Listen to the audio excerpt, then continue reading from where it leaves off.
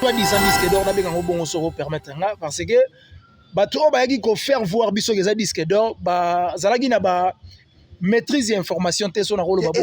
Eza trophée mais eleki disque valeur nango eleki disque d'or.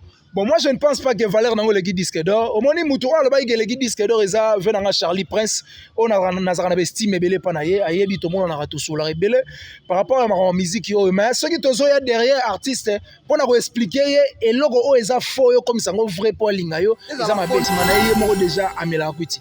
Donc ça veut dire sous les effets elle peut aussi dire marambo yemo pas au maîtriser parce que nako loba ezala kuti poani obtenir ma propos oyo ou comprendre que d'après yo lobby vérité mais au revenir les sous pour na ko loba ke bo excusenga au felo mida ça na e patron na sala ina ngote donc ça veut dire il faut to gérer ba kwiti faut ce ko koyeba melaki nini ce que ça bombe gouvernement congolais faut landela époque bombe bakangela kango OK déjà na procédure ya libala c'est faux parce que je ne pense pas que mutumo oza responsable akoy ko bimana moi si oyo abetaka dali solo ndenge mibale belé babima bimana yi retomber ya mobali on a so boswani et go bando zalaka ayo kutu babimana moi si bena babimana ye natala na ba vidéo no kutu banda ko loba et puis ngai esa nga pasi moi c'est ça sans pider ya go loba babima kinanga moi je pense qu'il fallait pour l'instant ça plus focal na ba tourner lobby fagi abeta na Angola ça n'a pas tenu par rapport ya mbula o ebetagi je pense qu'il fallait pour pas azuna nous d'après nga azuna nous temps ya ko yoka ba propos o ambassade lobaki te peut-être pe na bato azaka na bango pembeni et puis tant sous pays moko nanu atali ngote donc tout tika temps mais je pense que ba propos net ya bongo c'est pas bien moi de ma part na ko applaudissez te pona yango grand merci na ba nyonso yo ba Rolanda biso na Info Plus merci na ba nyonso yo ba pona Info Plus comme chaîne YouTube na bango nga bino Moustapha Malembe ndenge na yebisaka bino ke bomesana na nga bayanga bazalaka wana scotché cimenté par rapport ya kolanda oyo nyonso topesaka bango na banda boyde sans que na remercier mon cordon mon président mon papa Lukman Mudingumba oyo yo mo lobaka Moustapha nanto monité tokomone belé tant que tozo vivre un grand merci na héritier Makwala et puis na Galvani Kapasa et puis Joël Mamona ba bon tonton ba coutumier nde to bengaka bango le tokobeta masolo na de longues jambes oyo vraiment ya palin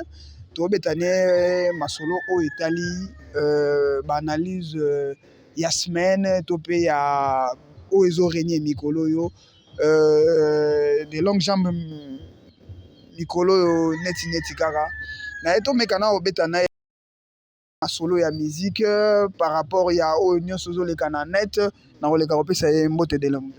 Ouais, bonjour Moustapha Malembe, bonjour aussi na batutu ba otala biso partout à travers le monde na Info Plus, très ravi ozala parce que ils a parlé nanga et puis merci beaucoup à Yagoroti Louvozo Mami, maman Eglon depuis l'Allemagne. Merci aussi na Willy Moucheni bon séjour dans la capitale venanga.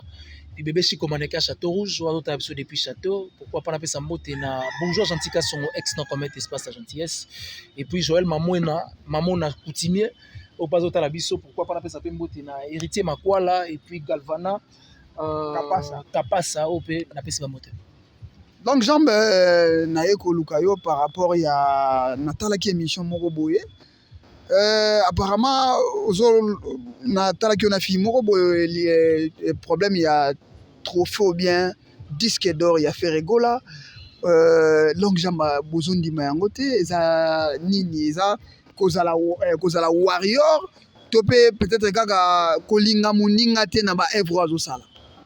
Bon, moi je pense que batu balingaka te loko so eza rouge to lobaka eza rouge à l'occurrence il y a trophée artiste munene ya mboka na biso Ferregola zwaki omoni ngai Ferregola na ba estime ebele pa na ye parce que koloba déjà que soki na lobi Ferregola za faux chanteur na musique ya Congo bat ba otala ngai ba oseka ngai et puis ba mona na pas côté et puis voix ya Ferregola c'est très important na musique ya Congo pour kozanga ye na musique ya Congo eza be moi pasi mais eloko soki eza rouge il faut to observer bato eza rouge à l'occurrence il y a question na otuninga par rapport ya soi-disant disque d'or na benga ngo bongo soko permettre nga parce que bato bayaki ko faire voir biso que eza disque d'or ba zalaki na ba maîtrise information te so na rolo eza trophée mais eleki disque valeur nango eleki disque d'or.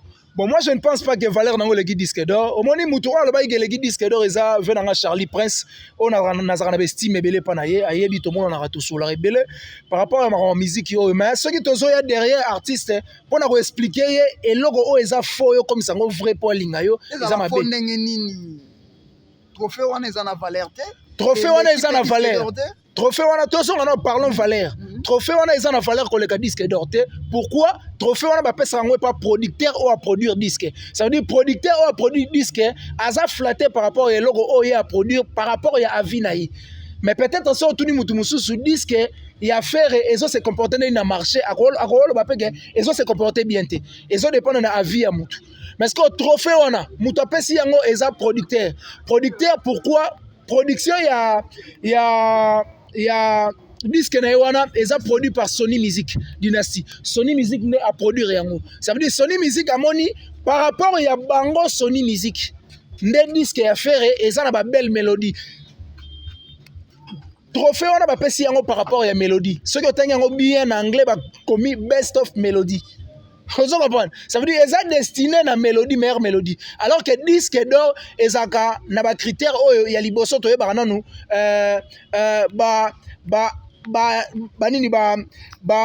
de vies vendues. Ça veut dire nombre de disques vendus. Net si il fallait pour par rapport à 50 000 exemplaires. Ça veut dire que par rapport à exemplaires vendus. Mais on est par rapport à exemplaires vendus, ça par rapport à mélodie. Donc ça veut dire que ça n'a rien à voir. Na disque d'or. Mais batu bayaki ko interpréter biso yango ça veut dire faire croire batu logo eza faux.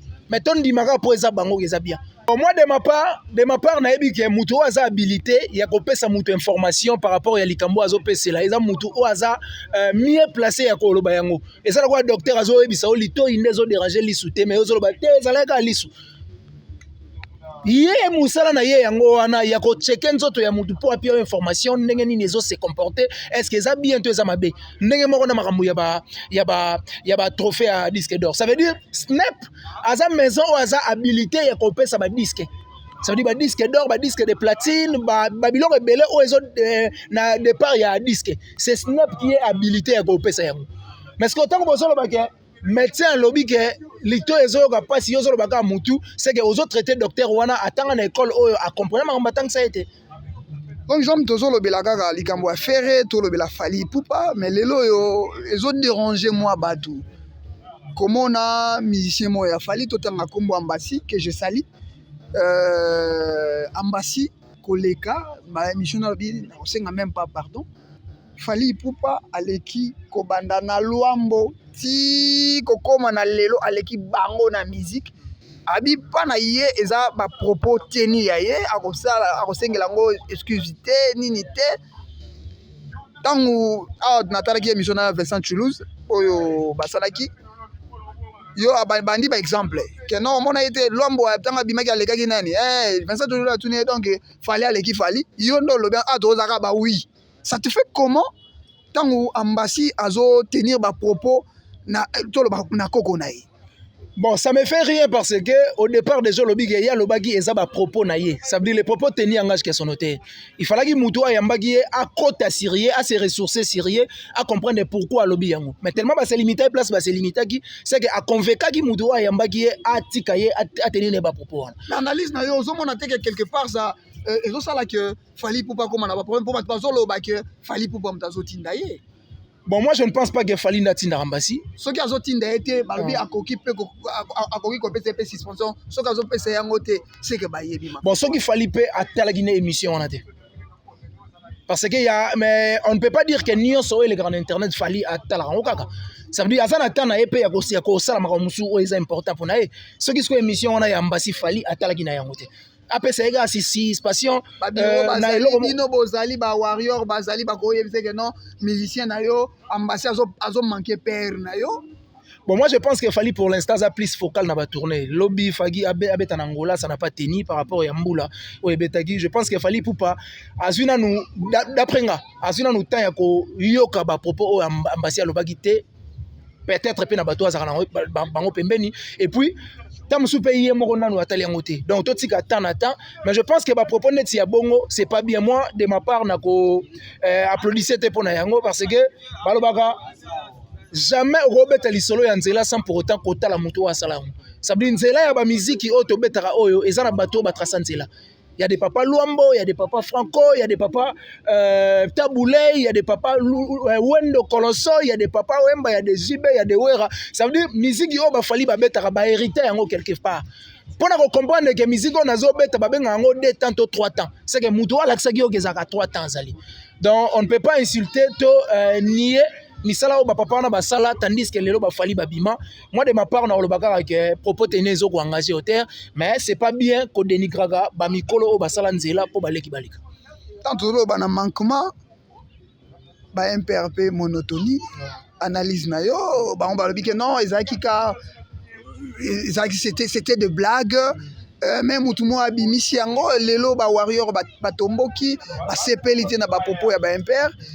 Na côté na yo ko loba ndenge nini eza pe kaka ba propos teni ya batu etalika bango to ndenge nini bon na côté na nga na ko loba omoni ba oluka bezi omoni ba MPR nga na pesa bango torté il fallait pe ba rectifier maloba na bango te pour monotonie eza normal monotonie eza style ya musique ça veut dire chacun son style ceux qui oyoki musique ya ready était oyoki musique ya quartier latin oyoki musique ya wenge omona eza deux sortes ya musique différentes okoyebisa nga te ke soki nayoki musique ya zaiko nakoyoka ngo nde mo te ndenge mo na faire. Ça veut dire monotonie eza style ya musique ya mutu. Ça veut dire eza marque ya musique ya mutu. Ngaku nakamoki bango ba yeli su ko démentir yango. Normalement ba lobby vérité. Fallait pas kutu ba démentir yango. Et puis ozobeta ka style moko ozolo baka nde ozaka na ba façon moko de chanter yo lobby eza normal. Mais eza marque ya mutu. Batu musu basalaka okoyeba ye na musika à travers des marches naï. Ça veut dire abanda kotambola bongo depuis abotama. Oso comprendre? Tozara ofandi awa omoni mutu mo na musika na mukongo. Mais on comprend que ça X to Y. On comprend on par rapport à la démarche naï. Ça veut dire to bien la démarche ya mutu pe monotonie.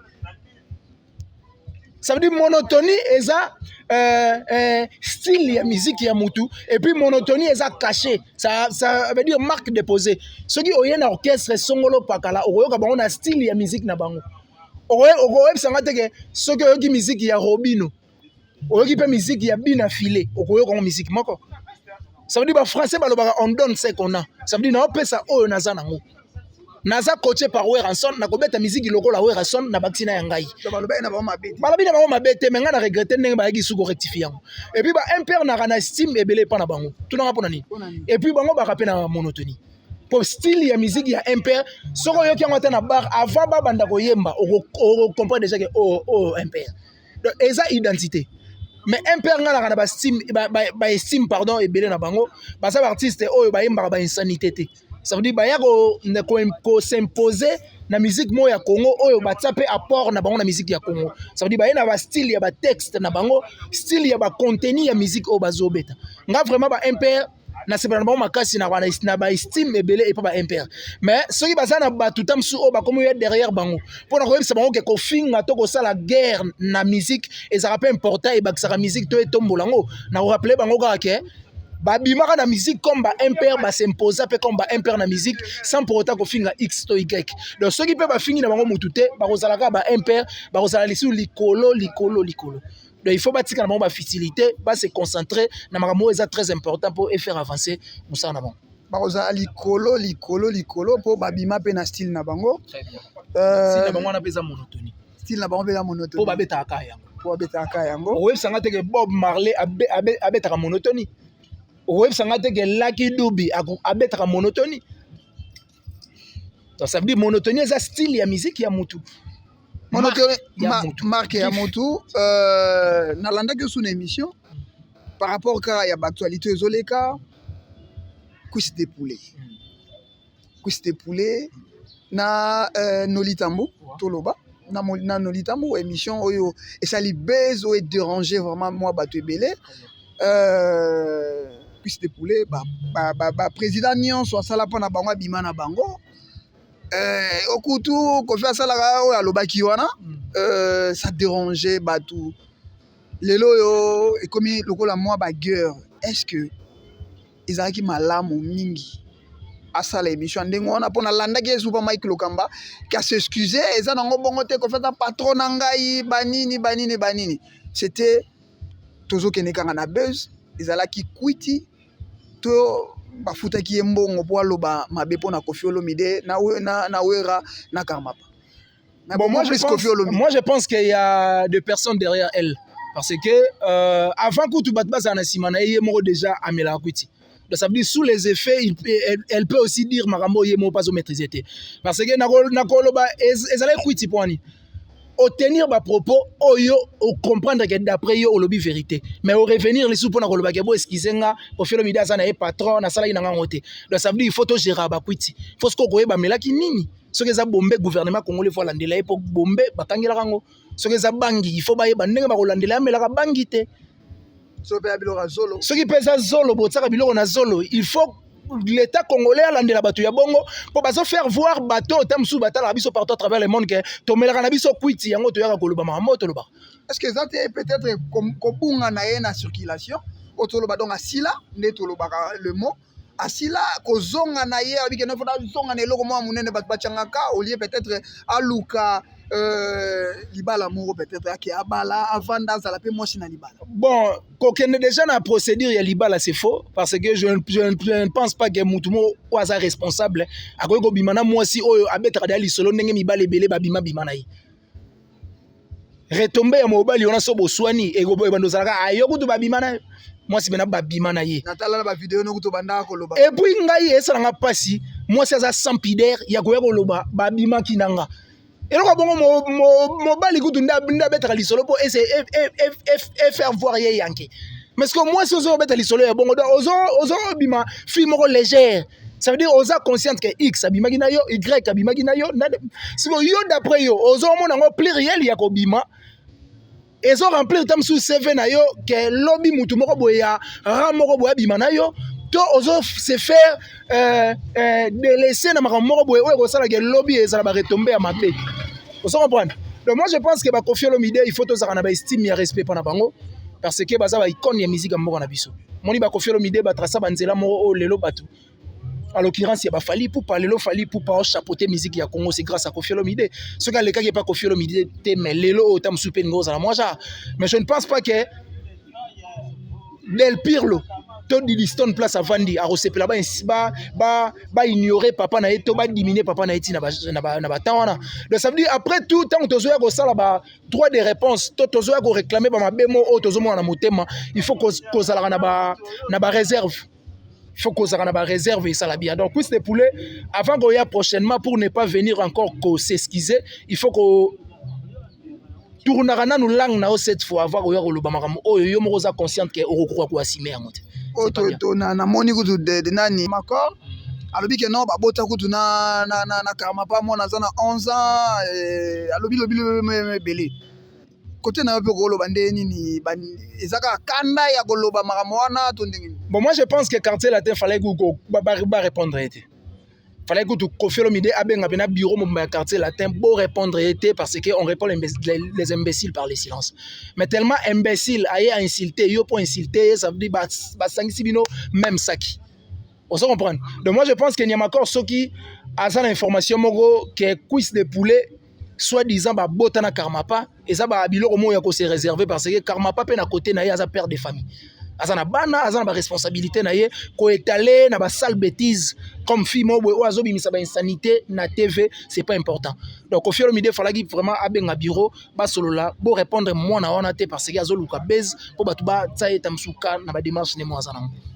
Eleki mwa mikolo a guerre mo ezalaki na base na yo au place outa Ken Piana na lité donc bata analyse Ken Piana na lité ya kanda un mot ezaka nde za ba buzz ya net nde que Ken Piana lo ba bango nde ba créer ka ba buzz bino nde ba kolo buzz to eza vraiment guerre bato olinga ba yeba likambo ngo bandaki na ndenge nini te koma bongo to pezaka nde na beza buzz.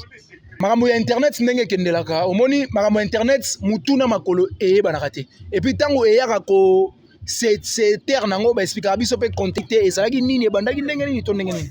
Mais moi je pense que ceux qui to sala ba base moko bénéfique et ça la bien ça veut dire base to sala base de part et d'autre la réseau kota de part et d'autre et ça la question nourrir ma famille et ça la bien parce que moi je sais qu'un piana hasard parmi décideurs et internet si je peux appeler ça comme ça ça va décideurs et internet ken piana Mike Lokamba moi tout et ça veut dire kana mot à dire dans internet mais ce qui to ça là base to guerre moro bénéfique en tout cas et ça là très important parce que ngamo pe na za beziste so na lobby te que na za beziste ba ba tala ye mo so s'épargner na makambo mo sala donc ngamo na za beziste mais base na nga mingi mais bénéfique de part et d'autre ça dit bateau te se faire base na bango bazui ngape na côte ici te faire nourrir te faire engagé dans l'occupation habituelle. Mais apparemment, il y a reconnaissant na ken piana par contre ba misusu tant ba marambo ezoleka ba pe ba ke ko tumba na ngambo wana ga ye kutuboy mais côté na za na mo ba réserve zakadi ya nini par rapport ke Yolanda baninga na yo wana bango pe bando lobela ken mabe mais yo vraiment za na mo ba réserve. Bon, moi je pense que tout place ba vandi mabe zanga ate. Mututu au web sanga te que place mututu a vanda malamu ezala kaka. Il y a des moments aussi na passa pemeni ya ken piana que yozo boulé yango on dirait bazo faire souffrir yo. Or que bazo kembisa okutu lobby po ozala mir na eloko mo songolo to pakala. Ngana za reconnaissant na ken piana parce que il m'a donné l'opportunité ya kozala na fimbu et puis fimbu na fimbu o ngana sala et ça fimbu na fimbu o ya leloté.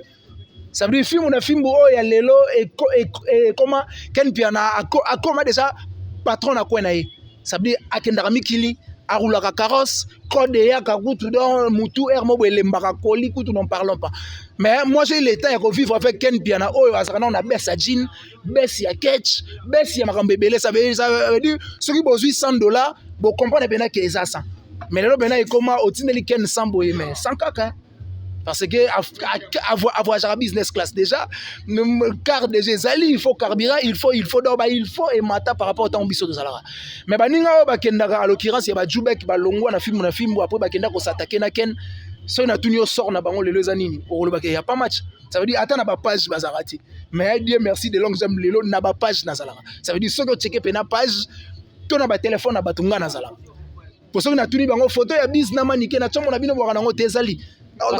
Batuna une question pas vient ngamo ya Mustafa Kobange assalamu alaikum mais mutuna wana mamni asala kiwana eza maya solo ngabite zala ina okabe bikambo ya siko to sala ka base normalement batu ba comprendre ngo ke eza ya solo après lobby kuna to esko ko démentir ngo pona olakisa bango siko omoni na kosi bino bondimi on se comprendre donc ngai nazwa chance ya koza la poster na ba page na ba page ya mutu ye moko ça veut dire Karim Mokonzi a zu pena téléphone na ye a poster les que tu as zu pena téléphone na ye a poster na sala direct na les news des stars ya Vieux Zoro Mabia la plus d'1 million d'abonnés donc blague ite mikatete ezakaka kozala bien na mutu place outa malgré tout place nyoso to outa mabe sanga kati mais nazana babolamu aucun pe na salanga na ba mabe wa salanga mais c'est pas important na étaler mabe to kolobaka bolamu po bolamu nde sala ke lobby muta otala kuna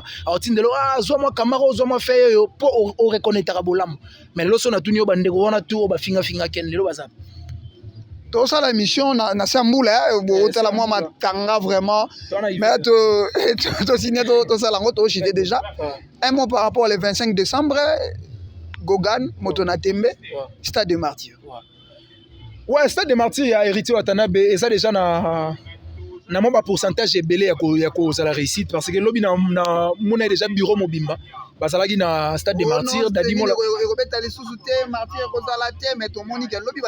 des Martyrs et cause là ça veut dire bateau ba martyr cause la tête bazo ba martyr ezate ba za bateau ba spéculer ba radio totoir. Je pense que Héritier Watanabe a ko réussite Paris naye oyo azana mona Stade des Martyrs et puis Stade des Martyrs wana nga soué na nga eza eleka likolo ya ofali pour basalaki parce que fali ye moko na banzembo na ye ayembaka oto koloba lelo eleka oto loba ilobi donc moi je pense que Héritier Watanabe faut abuka bena Stade des Martyrs wana to a faire déplacer Stade des Martyrs wana ezala bien wana komiso kotis ki warrior siko so komi ndenge wana te bon moi je pense faut ezala bongo parce que Héritier Watanabe tia zo ya robeta concerne ba français balobaka Nenge Bible et lobby, tout est possible à celui qui croit. Tellement ils croire qu'il a renversé Stade des Martyrs. Et ça la bon ainsi dit l'Éternel. Pour y croire nango. Mbule zo bezo bandal sous moi makasi mo mon suka par rapport à entretien na biso. Ouais, dernier bon Eza, merci beaucoup na abonné tout Info Plus, merci. Bon monito c'est la même musala na se ambula.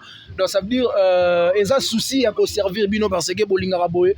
Outi boulot moi dimanche boza na palais, outi téléphone na yo, outi machine na yo, outi télévision, outi la biso direct et ça la bien. Ba commentaire na bino osala la bienvenue et puis mon numéro c'est plus 243. Et ça a déjà code d'Ambour à Willy Moucheni 9069 09217 plus 243 9069 09217 soit dans des longues jambes pour avoir plus de détails. Bon séjour dans la capitale na Willy Moucheni. Merci beaucoup na bébé Chico Maneka Château Rouge. Merci aussi na Yagoroti Louvoiso Mami maman Neglon depuis l'Allemagne. Merci na Gentika Songo Bourgeois ex non commettre espace à gentillesse et puis bah tout balandi biso partout à travers le monde. To tourner émission on a Gare du Nord. Les grands sapeurs ya Dugalaza wana Rasa Zawana donc vitesse Zawana Mutambangu donc ça veut dire équipe est vraiment complet. Te tournons on a Gare du Nord ta route au pola. Donc soit faut préciser Gare du Nord na pompage. Gare du Nord na pompage na Mbinza, na pompage na Ngaliema, na commune présidentielle pour biso to là la remplacement na chef de l'État ça va bien. Un grand merci na bayenyoso ba Rolanda biso bo s'abonner massivement na Info Plus vraiment to sali émission na Sambula. Merci na Joël Mamona et donc oyo a soutenir Kibiso par rapport à Ndento Sololaki. Tokutani na numéro mususu bay.